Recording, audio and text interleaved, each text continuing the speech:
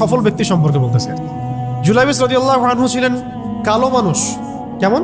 একটু কালো, যে খুব উচ্চ বংশের না, ঠিক আছে, খুব উচ্চ বংশের না, খুব সুদর্শন না, খুব লম্বা না, খাটো টাইপের মানুষ, একটু বেটে টাইপের মানুষ। টাকা পয়সা একদমই নাই, একদমই টাকা পয়সা নাই, বংশমর্যাদা এই সব দিক থেকে তাকে আন্ডার স্টিমেট করা হয় আর কি। এমনকি ফিজিক্যাল স্ট্রাকচারও তারা আমাদের অনেকের মধ্যে সুদর্শন।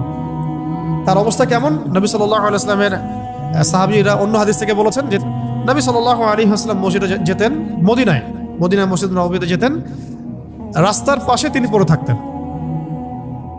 ধরেন আমরা মসজিদে হেঁটে আসতেছি, রাস্তার পাশে একজন বসে আছেন, গায়ের জামা কাপড় খুব একটা উন্নত না, ছেঁড়া, তাসবিহ নিয়ে জিকির করতেছেন। আপনি কি খুব ফোকাস করবেন তার দিকে? করবেন না। কিন্তু মানুষ তার দিকে ফোকাস করে না খুব একটা, যাওয়া আসা করে, সে পড়ে থাকে। কেউ খাবার দিলে খায়, না দিলে খায় না, এইভাবেই তার দিন যাচ্ছে। কোথাকার ঘটনা এটা? মদিনায়, হিজরতের পরের ঘটনা।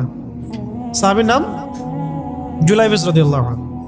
খুব উচ্চ বংশের না, অর্থবিত্ত নাই। বারবার বলছি, আমি রিপিট করতেছি কেন? বিকজ এটা আপনাদের সাথে অনেক মানে সাইকোলজিক্যালি মিলবে বিষয়টা অনেকের সাথেই, এবং এটা আমাদের খুব ভালো করে জানাও দরকার আছে। তো একদিন নবী সাল্লাল্লাহু আলাইহি ওয়াসাল্লাম তাকে বললেন যাওয়ার সময়, হে জুলাইবিস, তুমি কি বিয়ে করবা? প্রশ্নটা কি?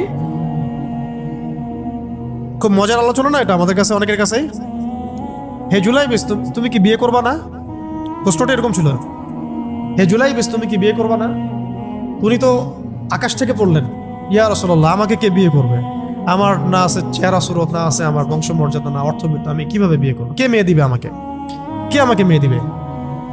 তো ওদিন নবী সাল্লাল্লাহু আলাইহি ওয়াসাল্লাম চলে গেলেন, কিছু বললেন না। পরের দিন আবার বললেন, ইয়া জুলাইবিস, আলা তাতাজাওয়াজ, তুমি কি বিয়ে করবা না?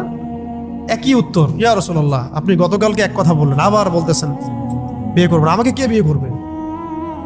তৃতীয় দিন নবী সাল্লাল্লাহু আলাইহি ওয়াসাল্লাম আবার বললেন, আলা তাতাজাওয়াজ ইয়া জুলাইবিস, তুমি কি বিয়ে করবে না হে জুলাইবিস? তিনি এবার বলছেন, আপনি কি আমার সাথে রসিকতা করতেছেন? আমাকে কে বিয়ে করবে? তো নবী সাল্লাল্লাহু আলাইহি ওয়াসাল্লাম বললেন যে অমুক আনসারী সাহাবীর বাসায় যাও।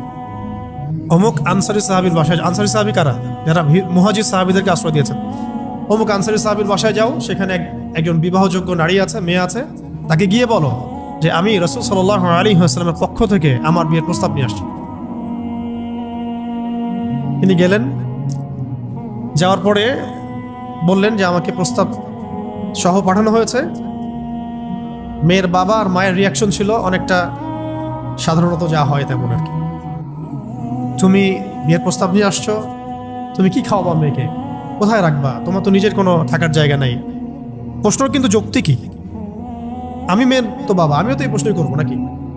প্রশ্ন করবেন না? আপনার মেয়ে থাকলে এভাবে প্রশ্ন করবেন তো আপনি।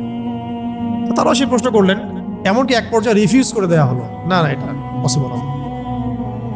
এই কথাগুলো, কনভারসেশনগুলো ভিতর থেকে শুনছিলেন সেই মেয়ে নিজেই, আনসারী সাহাবী, মদিনার আনসারী মেয়ে।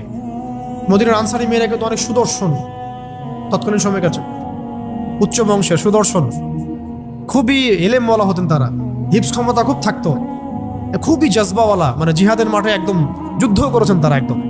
নবী সাল্লাল্লাহু আলাইহি ওয়াসাল্লামের আশেপাশে ছিলেন। উহুদের সময় একজন আনসারী সাহাবী ছিলেন, মহিলা সাহাবী, উম্মে আমারা, তীর ছুঁড়েছেন নবী সাল্লাল্লাহু আলাইহি ওয়াসাল্লামের পাশে। তো ওনারা কিন্তু খুবই গায়রতওয়ালা মানুষ। তিনি বলছেন, হে আমার বাবা মা, এই প্রস্তাব কে পাঠিয়েছে? নবী সাল্লাল্লাহু আলাইহি ওয়াসাল্লাম। যে প্রস্তাব রাসূল পাঠিয়েছেন সেটাকে কিভাবে তোমরা ডিনাই করো? আমি জুলাইবিসকে বিয়ে করবো। কে বলছেন এটা? আপনি পুরো সিস্টেম খুঁজে এরকম একটা আনসারী সাহাবীর মতো মেয়ে আমাকে দিতে পারবেন? ইল্লা মাশাআল্লাহ, হইতে পারে, ইল্লা মাশাআল্লাহ। তো ওই মেয়ে, নারী সাহাবী, তিনি রাজি হলেন। এবার শোনেন, এবার বিয়েও হলো, মাশাআল্লাহ, বাসর হলো, এবং সকালবেলা আওয়াজ হচ্ছে, মদিনার চারপাশে এলান হচ্ছে যে হে মুসলিমরা, সবাই বের হও, ইহুদিদের সাথে যুদ্ধে আমাদেরকে খায়বারে যেতে হবে। ইহুদিদের সাথে যুদ্ধে আমাদেরকে খায়বার আক্রমণ করতে হবে। নবী সাল্লাল্লাহু আলাইহি ওয়াসাল্লাম তোমাদেরকে আদেশ করেছেন। এটা কিন্তু হুদাইবিয়া সন্ধির পরের ঘটনা। আর ইহুদিদের সাথে আমাদের বেশ কয়েকটা যুদ্ধ হয়েছে, বনু কুরাইজার সাথে, বনু কাইনুকার সাথে, বনু নাজিরের সাথে, এবং ফাইনালি খায়বারে এদের সাথে। তো জুলাইবিস রাদিয়াল্লাহু আনহু বের হয়ে গেলেন যুদ্ধের জন্য। এবং খায়বারের যুদ্ধ হলো, খায়বার অবরোধ করা হলো এবং খায়বার যুদ্ধের বিশাল হিস্ট্রি আছে, আপনারা পড়ে নিয়েন, লম্বা কথা। এই খায়বার দুর্গ জয় হয় এবং এই দুর্গ পুরো জয় করতে, সবগুলো দুর্গ জয় করতে মোট 12 থেকে 16 জন মুসলিম সাহাবী শহীদ হন। 12 থেকে 16 জন বা 18 জনের মতো, এই ফিগার এইটুকুর মতো, 12 থেকে 16 বা 18, এতটুকু এত কম সংখ্যক সাহাবী শহীদ হয়েছেন খায়বার যুদ্ধ জয়ে। আর ইহুদিদের তো বহু ইহুদি মারা গেছে। এবং খায়বার বিজয়ের পরে মুসলিমদের আর্থসামাজিক যে অবস্থান, মানে টাকা পয়সা, ল্যান্ড, গনিমতের মাল প্রচুর বেড়ে গেছে। এখন নবী করিম সাল্লাল্লাহু আলাইহি ওয়াসাল্লাম শহীদদের লাশ তালাশ করছেন, কোথায় কোথায় শহীদরা আছে, তাদের মানে কবরস্থ করার প্রসেসিং হবে।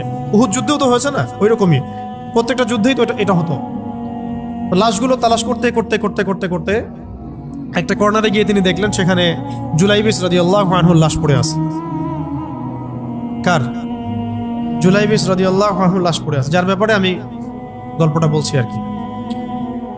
এবং তার গায়ে অসংখ্য তরবারের দাগ, ক্ষতবিক্ষত অবস্থা, এবং তার আশেপাশে মোট 1, 2, 3, 4, 5, 6, 7, 8, 9 জন ইহুদির লাশ পড়ে আছে। ছোট সাহাবী, বলেছি আকৃতিতে ছোট, খুব উঁচু বংশের না, অর্থ সম্পদ কম, দেখতে সুন্দর না।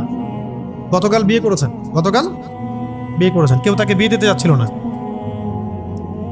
তার এক পাশে কয়জন ইহুদির লাশ?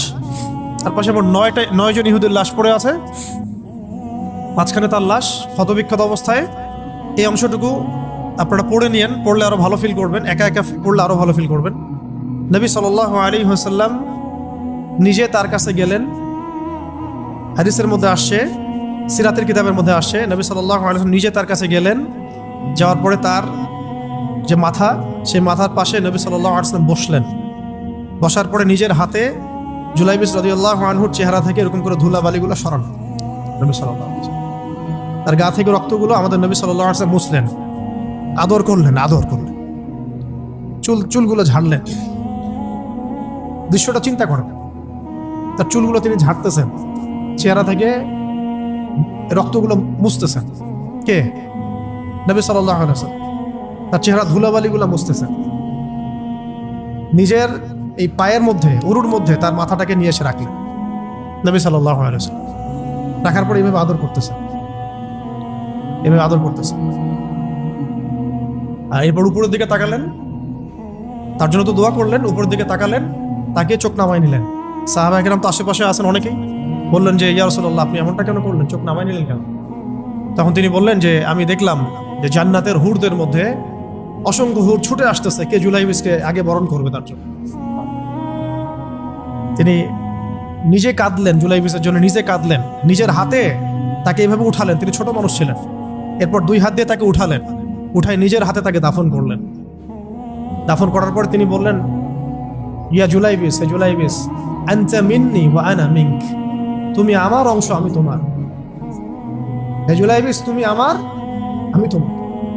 হে জুলাইবিস, তুমি আমার, আমি তোমার। এই কথাটা বললেন কে? নবী সাল্লাল্লাহু আলাইহি ওয়াসাল্লাম।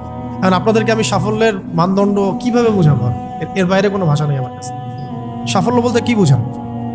এই সিস্টেম সাফল্য বলতে কি বোঝায়? এই ওয়ার্ল্ড অর্ডারটা সাফল্য বলতে কি বোঝায়? এই বস্তুবাদী জগৎটা আমাদেরকে সাফল্য বলতে আসলে কি বোঝায়?